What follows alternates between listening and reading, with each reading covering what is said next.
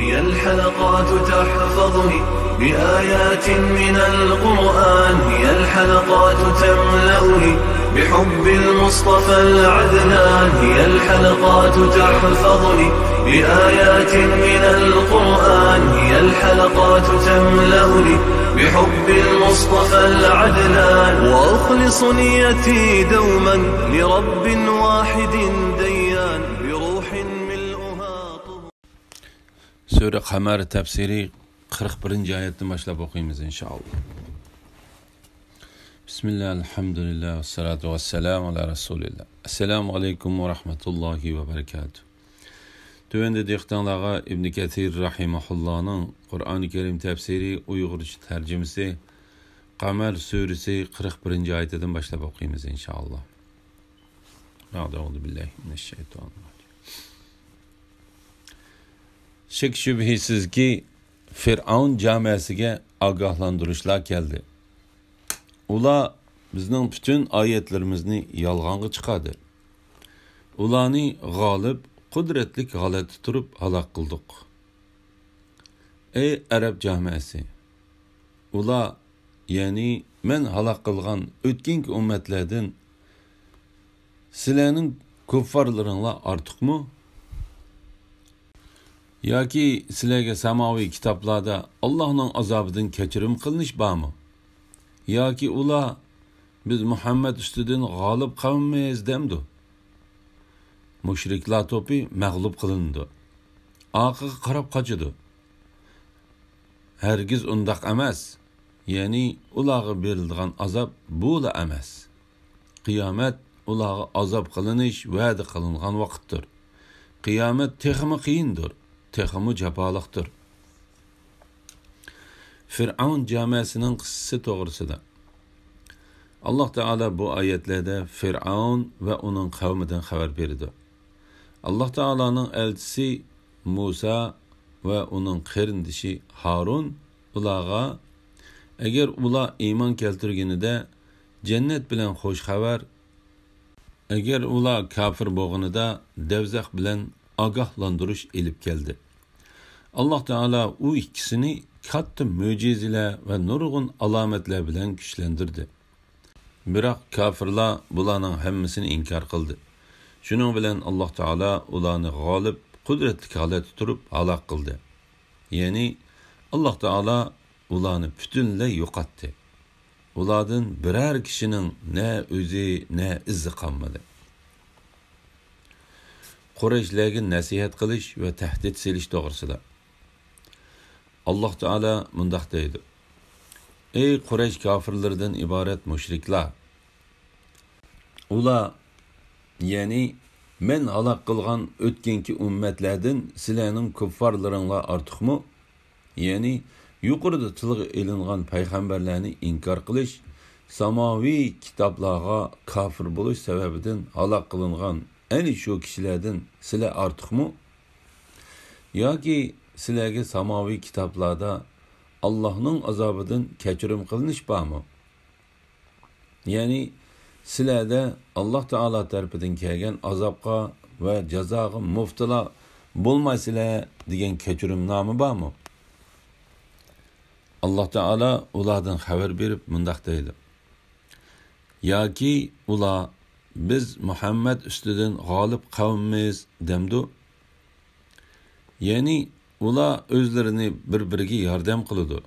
Özlerining to'pi özlerini yomonlik qilmoqchi bo'lgan kishilardan qo'g'daydi deb e'tiqod qiladi. Alloh taolo mundaq deydi: Mushriklar to'pi mag'lub qilinadi, orqaga qarab qochadi. Ya'ni ularning kuchi parchalandi. Ular mag'lub qilindi. İmam Buxoriy Ibn Abbas'dan rivoyat qiladi-ki, Peygamber aleyhisselam Bedir urushi bo'lgan kuni o'zi uchun tikilgan kichik chidirning ichida turib mundaq dedi: Ey Alloh, sening payg'ambaringga yordam berish ahdingni va va'dangni amalga oshirishingni talab qilaman. Ey Alloh, agar xohlasang bugundan keyin yer yuzida hargiz ibodat qilinmaysan. Ya'ni bizga bugun yordam bermasang, sen ibodat qilgan inson qolmaydi. Şu çağda Abu Bakr radiyallahu anhu onun kolunu tutib elib, "Ey Allah'ın peygamberi, boldu qiyğin. Rabbinge duada bek aşırıp ettin," dedi. Ondan Peygamber aleyhisselam savutlarını kiygen halda çedirden çıkıp geldi. Halbuki o mundaq davat etti. Müşriklar topi mağlup kılınıdı. Arqı qarab qaçıdı. Hergiz undaq emas. Yani ulağa berildiğen azap buğla emas. Kıyamet ulağa azap kılınış vəd kılınğan vaqtdır. Kıyamet teximi qiyindir, teximi japalıqdır. İmam Bukhari Yusuf ibn Hakim'nin mundaq deganligini rivayet qiladi. Men mu'minlarning onasi Aisha radhiyallohu anhaning qishida edim. U Muhammad alayhissalomga hergiz undaq emas. Yani ulağa berildiğen azap buğla emas. Kıyamet ulağa azap kılınış vədi kılınğan vaqtdır. Kıyamet teximi qiyindir, teximi japalıqdır degan ayet Mekke'de nazil bolğan. O çağda men texi oynap yurdigan kichik bir qiz edim, dedi. La ilahe illallah Muhammed Resulullah.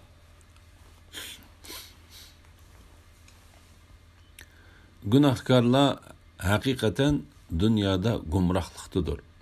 Ahirette devzaqtıdır. Ula devzaqda düm yatqızılıp söyrildiğen günde ulağa devzaqның azabını tetinla deyildi. Biz hakikaten hemme nesini ölçemlik yarattık. Birer şeyini yaratmakçı bolsak, bizning emrimiz fakat bir sözdür. O gözünü yumup açqanның arlıqıda orlanıdı. Biz hakikaten ötkenki ümmetlerden küfrida silerge okşaş bolğanlarını halak kıldık. İbret ağıcı barmı? Ularning qilgan yaxshi ve yaman işlerinin hemmesi namı əməllərdə mevcuttur. Kiçik iş, çoğ işinin hemmesi lavhil mahfuzda hatırlangendir. Şübhisiz ki takvadarlar cennetlerde boludur. Su, mey, hasal, süt östenlerden bahrimen boludur. Ola kudretlik Allah'ın dergahida köngüldikidek cayda boludur. Günahkarlarning yaman akıbeti to'g'risida. Allah Teala bu ayette bizge günahkarlardan xabar berdi. Ular hakikaten to'g'ri tushunchalardan shaklanganligi ve shubhilanganligi sababidan haqdan ozg'an ve saranlıqqa muftila bo'lgan kishilardir. Bu ayet başka firqalardan bu sifat bilen sifatlangan her qandaq kafir ve gumrah kişini öz içiga aladi. Ondan Allah Taala mundaq deydi. Ular devzaqda düm yatqızılıp söyrildiğen günde, yani ular dünyada saranlıqqa, haqdan şekillanishga ve gumonlanishga muftila bo'lganidek, ularning bu qilmishlari ularga oxiratda devzaqni miras qoldirdi. Ular dünyada to'g'ri yo'ldan azgınıdek ahirette devzaqda düm yatqızılıp söyrildi. Ular özlerinin nege elip berildiğanlıqını bilmeydi. Ularga taptane ve mulamet qilish yüzüden devzaqның azabını tetinla deyildi. La ilahe illallah Muhammed Resulullah. Hemme nersinin oldin ala ölçemli qilib yaratılganlığı to'g'risida. Biz hakikaten hemme nersini ölçemlik yarattık. Allah Teala bu vaqti mundaq degan. Allah hemme nersini yarattı. Ondan özünün xahişi boyunca onunğa münasip ölçemni belgiledi. Hemmeden üstün Rabbingning namini pak etiqat qilgin. O bütün mahlukatni yaratdı. Ularni bejirim, yani chiroyli ve münasip şekilde qildi. Məxluqatqa paydalıq işlarını təqdir qıldı. Ularga paydalanish yo'llarini ko'rsatdi. Yani Allah Teala hemme narsani oldin ala ölçemlik qilib belgiledi. Ve məxluqatqa o narsalardan paydalanish yo'llarini ko'rsatdi. Sünni aqidasidagi musulmonlarning ulamalari bu oyat karimni Alloh taolaning insonlarga bo'ladigan ishlarni oldin ola o'rinlashtirganligini isbotlash uchun dalil qiladi. Oldin ola o'rinlashtirish Alloh taolaning shay'larni vujudga kelishdan ilgari biladiganligi va shay'larni yaratishdan ilgari belgilaydiganligidan iboratdir. Ulamolar bu oyat bilan va uningga o'xshagan oyatlar bilan shundaqla shu ma'noda rivoyat qilingan to'g'ri hadislar bilan sahobalar zamonining oxirgi davrida o'ttirg'i chiqqan qadariya firqasiga raddiya berdi. Biz bu mavzuda va bu mavzu haqida rivoyat qilingan hadislar ustida Sahih Buxoriyning iymon bobining sharhisida tafsili to'xtalgan edik. Bu yerdami bu oyat karimga munosabatli hadislarni bayon qilamiz. Imom Ahmad Abu Hurayraning mundaq deganligini rivoyat qildi. Quraysh mushriklari payg'ambar alayhisolamning qishig'a taqdir, ya'ni oldin ola o'rinlashtirish to'g'risida munozara qilishib keldi. Shuning bilan bu oyat nozil bo'ldi. Ular davzaxda dum yotqizilib so'rildigan kunda ularga davzaxning azobini tetinglar deyildi. Biz haqiqatan hamma narsani o'lchamlik yaratdik. Imom Muslim, Ibn Majah, Tirmizi qatorliqlarmi mushundaq rivoyat qilgan. Imom Bazzar Amr ibn Shuaybning buvisining mundaq deganligini rivoyat qildi. Gunohkorlar haqiqatan dunyoda gumrohlikdadir. Oxiratda davzaxdadir. Ular davzaxda dum yotqizilib so'rildigan kunda ularga davzaxning azobini tetinglar deyildi. Biz haqiqatan hamma narsani o'lchamlik yaratdik degan bu oyatlar faqat Qadiriya firqasi haqida nozil bo'lgan. Ibn Abu Hatim Zuraraning otasining mundaq deganligini rivoyat qildi. Ularga davzaxning azobini tetinglar deyildi. Biz haqiqatan hamma narsani o'lchamlik yaratdik degan oyatni tilovat qildi va mundaq dedi. Bu oyat mening ummatimdan oxir zamonda keladigan Alloh taolaning oldin ola o'rinlashtirishini yolg'onga chiqaradigan kishilar haqida nozil bo'ldi. Ata ibn Abu Rabah mundaq deydi. Men Ibn Abbasning qishig'iga keldim. U Zamzam quduqidan suv tatib o'tibdi ekan. Uning kiyimlarining pash-pushqoqlari o'l bo'lib ketibdi. Men uningga taqdir to'g'risida so'zlanibdi dedim. U hayron qolgan holda, ular haqiqatan shunday qilibdimi dedi. Men ha dedim. U Alloh taolaning nomi bilan qasamki, ularga davzaxning azobini tetinglar deyildi. Biz haqiqatan hamma narsani o'lchamlik yaratdik degan bu oyat faqat shular haqida nozil bo'lgan.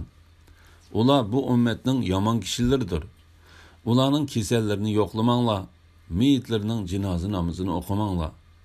Agar men ulardan birasini ko'rib qolsam, bu ikki barmoqim bilan uning ikki ko'zini quyib etatdim dedi. La ilaha illalloh Muhammad Rasululloh. Imom Ahmad Nafi'ning mundaq deganligini rivoyat qildi. Ibn Umarning xat yozishib turadigan Shomliq bir do'sti bor edi. Abdullah ibn Umar do'stiga mundaq xat yozdi. Menga xabar qilinishicha, sen taqdir to'g'risida ba'zi narsalarni so'zlabsan. Buningdan keyin menga xat yozishdan to'xtab qol. Men haqiqatan payg'ambar alayhisolamning kelgusida mening ummatim ichidan bir turkum qavmlar paydo bo'ladi. Ular taqdirni yolg'onga chiqaradi deganligini anglagan edim. Uni Imom Abu Davudmi, Imom Ahmad ibn Hanbaldan rivoyat qilgan. Imom Ahmad ibn Umardan payg'ambar alayhisolamning mundaq deganligini rivoyat qildi. Hamma narsa, hattoki ojizlik bilan kuch-quvvatmi o'lchamli qilib yoritildi. Imom Muslimmi uni Malikning hadisidan shundaq rivoyat qilgan. Imom Muslim rivoyat qilgan bir hadisda mundaq deyilgan. Allah Teala'dan yardım talep qilgan, hamoqatlik qilmagan. Agar sana birer ish bo'lsa, Allah Teala taqdir qilgan ish bo'ladi, u xohlagan ishni qildi degan. Agar men uni mundaq qilgan bo'lsam, bu ish albatta mundaq bo'lar edi demagin. Agar sen buyurilganda qilmasang, shubhisizki sen shaytonning ishiga eshik ochgan bo'lsan.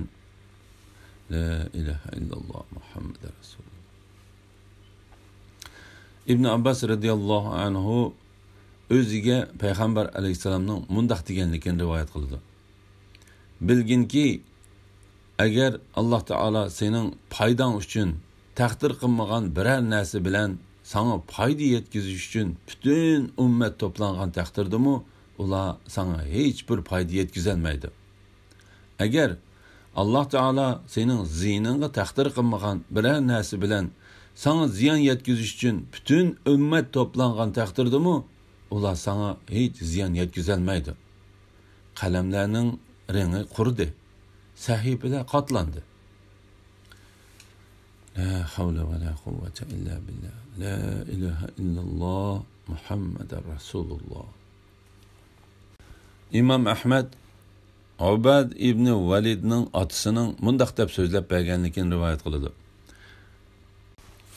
Men atam Ubadning qishiga kirdim. U kasal edi. Men uni bu kasalida o'lib ketishi mumkin deb o'yladim. Ondan onunğa, "Ey ata, menga vasiyat qoldirgin va to'g'ri yo'l ko'rsatgin" dedim. U "Meni o'ltirg'izinglar" dedi. U o'ltirg'izilgandan keyin menga, "Ey o'g'ilchiqim, sen haqiqatan taqdirga, yaxshilik va yomonlikning taqdir bilan bo'ladiganligiga ishonmagicha iymonning ta'mini tetiy olmaysan va Alloh taoloni haqiqiy bilish darajasiga yetolmaysan" dedi. Men, "Ey ata, yaxshilikning va yomonlikning taqdir bilan bo'ladiganligining nima ekanligini men qandoqmi bila olayman?" desam, u "Bilginki, sening biror xatoliging sana hech bir ziyon keltirguchi emasdir. Shundaqla sana kelgan ziyon sening xatoliging sababidan bo'lganmi emasdir. Ey o'g'ilchiqim, men payg'ambar alayhisalomning mundaq deganligini angladim. Shubhisizki Alloh taolo tunji qilib qalamni yaratdi. Ondan uningga yozg'in dedi. Qalam shu soatda qiyomat kunigacha bo'ladigan narsalarni yozdi. Ey o'g'ilchiqim, agar sen uningga ishonmay turib o'lsang, davzaxga kirib ketsan" dedi. Buni İmam Tirmiziy rivoyat qilgan. La ilaha illalloh Muhammadar Rasululloh. İmam Muslim Abdullah ibn Amrning mundaq deganligini rivoyat qiladi. Payg'ambar alayhisalom, "Shubhisizki Alloh taolo maxluqotning taqdirlarini osmonlar bilan zaminni yaratishdan 50 ming yil ilgari kutib etgan" dedi. İbn Vahib onunğa Allah'ның arshi su ustida edi degan oyatini qo'shib rivoyat qildi. Uni İmam Tirmiziy rivoyat qilgan. La ilaha illalloh Muhammadar Rasululloh. Allah Teala'nın ular to'g'risidagi amr farmonini ijro qilish bilan qo'rqitish to'g'risida. Biror shayni yaratmoqchi bo'lsak, bizning amrimiz faqat bir so'zdir. U ko'zni yumib ochganning orliqida o'rlanadi. Alloh taolaning taqdiri insonlar ichida ijro qilinganligidan xabar qilinganidek, bu oyatmu Alloh taolaning irodasining ular ichida ijro qilinganligidan berilgan xabardir. Alloh taolo mundaq deydi: "Bizning amrimiz faqat bir so'zdir." Ya'ni biz bir ishga faqat bir qitimla amr qilamiz. Uni ikkinchi qitim ta'kidlashga muhtoj bo'lmaymiz. Biz amr qilgan u ish ko'zni yumib ochqanchilik orliqda vujudga keladi. Bir sekundmi kechikib qolmaydi. Subhanalloh. La havla va la quvvata illa billah. biz haqiqatan sizlardan ilgari o'tgan payg'ambarlarni inkor qilishda sizlarga o'xshash bo'lganlarni halok qildik. İbret ağıcı bormi? Ya'ni Alloh taolo ayni shu kofirlarni giribdor qilgan xorliqdan va ularga taqdir qilingan azobdan va'z nasihat ağıcı bormi? Alloh taolo bu vaqtda mundaq deydi. Ular bilan ularning arzu qilgan narsalari, ya'ni iymon etish va jannat kirish orasida to'solg'i paydo qilindi. Ularga ilgari ularga o'xshashlarga qilingandek qilindi. Ularning qilgan yaxshi va yomon ishlarining hammasi nomi amallarida mavjuddir. Ya'ni ularning qilmishlari farishtalarning qo'llaridagi daftarlarda yiziqliqdir. Kichik ish, cho'ng ishning hammasi lavhil mahfuzda xotirlangandir. Ya'ni ularning cho'ng kichik gunohlarining birimi qoldirilmasdan ularning nomi amal daftarlarida yozilgandir. İmam Ahmed Ayşe radhiyallohu anhadan Payg'ambar alayhisalomning mundaq deganligini rivoyat qildi. Ey Ayşe, kichik gunohlardanmi saqlaning. Shubhisizki kichik gunohlardanmi Alloh taolaning dargohida hisob ilindi. Buni İmam Nasai va Ibn Majah rivoyat qilgan. Taqvodorlarning yaxshi oqibati to'g'risida shubhisizki taqvodorlar jannatlarda bo'ladi. Su, may, hasal, süt o'stanlaridan bahramand bo'ladi. Ya'ni ular ozg'unliq, qaymoqish ichida qolgan, toptana, malomat, qo'rqitishga uchrash bilan birga davzaxda dum yotqizilib so'rildigan badbaxt kishilarning dal aksichi bo'ladi. Alloh taolo mundaq deydi. Ular qudratlik Allohning dargohida ko'ngildagidek joyda bo'ladi. Ya'ni Alloh taolaning huzuridagi esil yurtda Alloh taolaning roziligi, fazli, ihsoni, saxovati va yaxshiligi ichida buyuk podshohning bütün shaylarni o'lchamlik yaratquchi Alloh taolaning dargohida bo'ladi. Alloh taolo ular talab qilgan va iroda qilgan narsalardan o'zi xohlaganini yaratishga qudratlidir. İmam Ahmed Abdullah ibn Amirdan rivoyat qiladi-ki, Payg'ambar alayhisalom bu haqda tabliq qilib mundaq degan. Hukmlarida, tavalarida va igidorchilik qilgan narsalarda odillik bilan adolat yurgizganlar Alloh taolaning dargohida Alloh taolaning o'ng tarafidagi nurdan bo'lgan munbarlar ustida bo'ladi. Alloh taolaning har ikki tarafi o'ngdir. Buni İmam Muslim va Nasai rivoyat qilgan. La ilaha illalloh Muhammadar Rasululloh. Elhamdülillah. Şunun bilen Sure Qamarning tafsiri tugdi. Cemi hamd-u sana ve medhiye Allah Taala xosdir. Allah muvaffaqiyat qozondurguchidir ve xatolikdan saqlag'uchidir. Kelar qitimda Sure Rahman tafsiri 1-oyatdan boshlab o'qiymiz inshaalloh. Ve sallallahu ala Muhammad ve ala alihi ve sahbihi ecmaîn. Esselamu aleyküm ve rahmetullahi ve berekatuhu.